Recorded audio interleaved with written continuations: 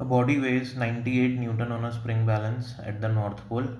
What will be its weight recorded on the same scale if it is shifted to the equator? Here the given data is acceleration due to gravity 9.8 metre पर second square और radius अर्थ की दी हुई है 6400 kilometre.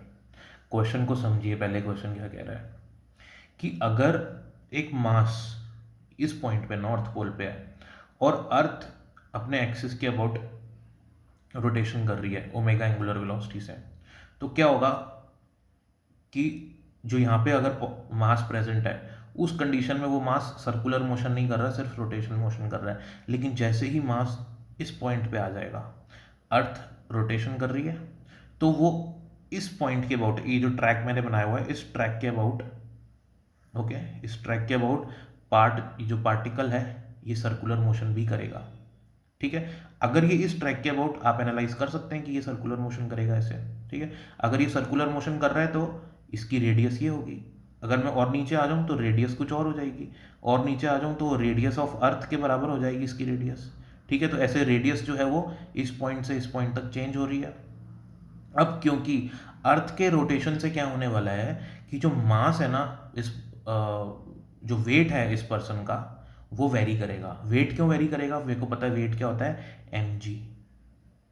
क्योंकि g very करेगा यहाँ से यहाँ जाने में, इसलिए वेट भी वेरी करेगा।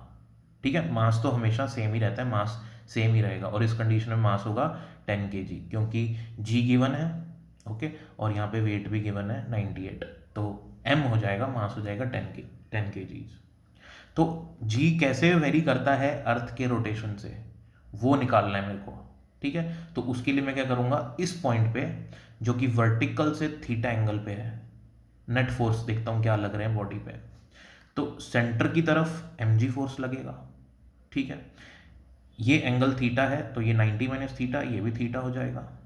अगर मैं इस पार्टिकल को एक्सेलरेटेड फ्रेम ऑफ रेफरेंस से नोट करता हूँ या इसकी साइड में बैठ जाता हूँ और इस पार्टिकल या इस मास को देखता हूँ, तो ये इस पर सेंट्रीफ्यूगल फोर्स लगेगा इस डायरेक्शन में, तो ये सेंट्रीफ्यूगल फोर्स लग रहा है away.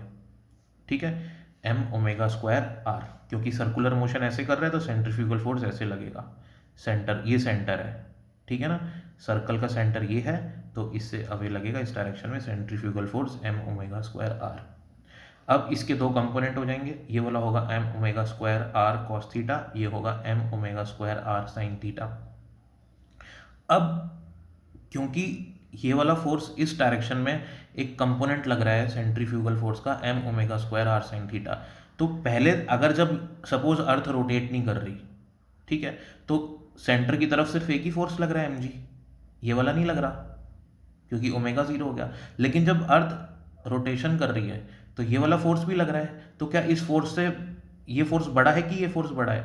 Of course mg force बड़ा है। अगर ये बड़ा हो गया तो जो मास है वो तो बाहर चला जाएगा अर्थ के। ठीक है ना, क्योंकि ऐसा होता नहीं है, अर्थ अभी भी रोटेट ही कर रही है, तो हम लोग अर्थ के बाहर नहीं जा रहे हैं क्योंकि mg force of course greater है। लेकिन जो नेट वेट है इसकी वजह से वो घट जाएगा, तो नेट वेट कितना हो जाएगा, दिस माइनस दिस। तो मैं यहाँ पे लिख लेता हूँ, देखिए जो नेट वेट और एपरेंट वेट भी कहते हैं इसको, mg डैश हो जाएगा mg minus m omega square r sine theta.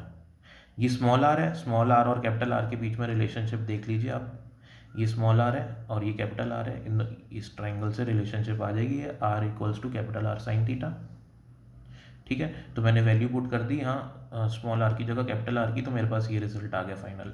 तो अपेरेंट वेट का ही फॉर्मूला याद रखना है आपको इस क्वेश्चन को सॉल्व। अब इसकी वजह से अगर हम एम कैंसिल कर दूं तो ये जी जो है gravity, acceleration due to gravity, earth के रोटेशन से कैसे चेंज होती है, तो हम इस फॉर्मूला से भी जो है आंसर निकाल सकते हैं। ठीक है, ये बेसिकली हम लोग स्टडी करते हैं ग्रेविटेशन वाले चैप्टर में।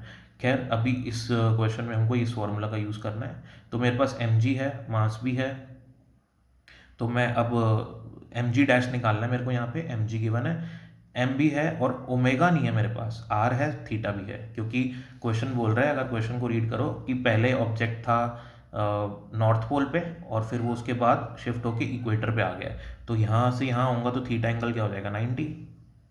ठीक है, तो यहाँ पे हमारे पास थीटा एंगल हो गया 90, एपरेंट वेट होएगा, ये फॉर्मूला लगाना है मेरे को, लेकिन ओमेगा की वैल्यू नहीं है।